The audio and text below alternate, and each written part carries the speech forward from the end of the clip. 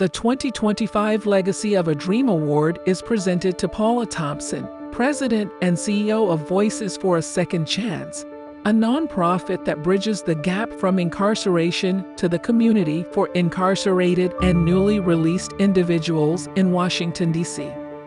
With a safety net, sometimes you have to throw it wide, and so we're a safety net for individuals and their families who have experienced incarceration.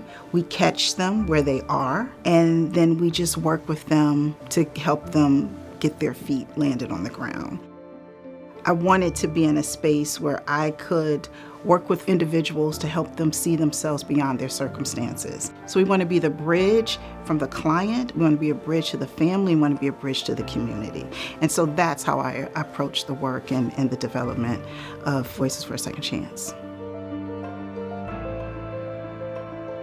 When I got released, I didn't expect to be coming to an actual community, a warm community. It was more about me feeling welcome. That's why this place is so important. She stood beside me when I felt nobody was standing beside me. So that's why to this day, when she called on me, I'm there. I got direction from this organization. This organization let me understand that, one, I gotta be in for the long haul. Two, I gotta be patient with the process.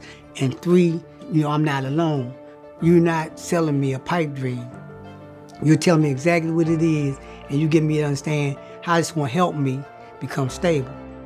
VSC offers case management services from the time someone leaves the jail or the prison and into halfway houses to help with preparing people upon their release. And that's important because in DC, it's very difficult for an individual to navigate the road ahead of them, to understand the changes that have occurred in the city, especially if they've been incarcerated for long periods of time. Paula's fantastic because she focuses on the people, not just the problem. She is so committed to the work. So I think that I've seen her grow in it just by becoming more committed and passionate about seeing their humanity, right? Giving them back their humanity. She continually looks at where does the organization need to go now? What kinds of things do we need to add to make sure that we're meeting the needs of our clients? Without programs like this, they become too easily a part of the criminal element in the city again, because there's no other way for them to, in many cases, take care of themselves, take care of their families. I was born and raised in Cleveland, Ohio. My dad was very active in community activism. I grew up with that, so that's all I knew. As I've gotten older, I see how their examples have really shaped my life and the choices that I make and the work that I do. And so I'm very proud of that. Paula just, immediately, just with her positive vision, energy, passion for the work of our clients and this community. There's not a lot of empathy or compassion for folks in that situation. Highlighting that, giving those folks resources is why VSC is so important.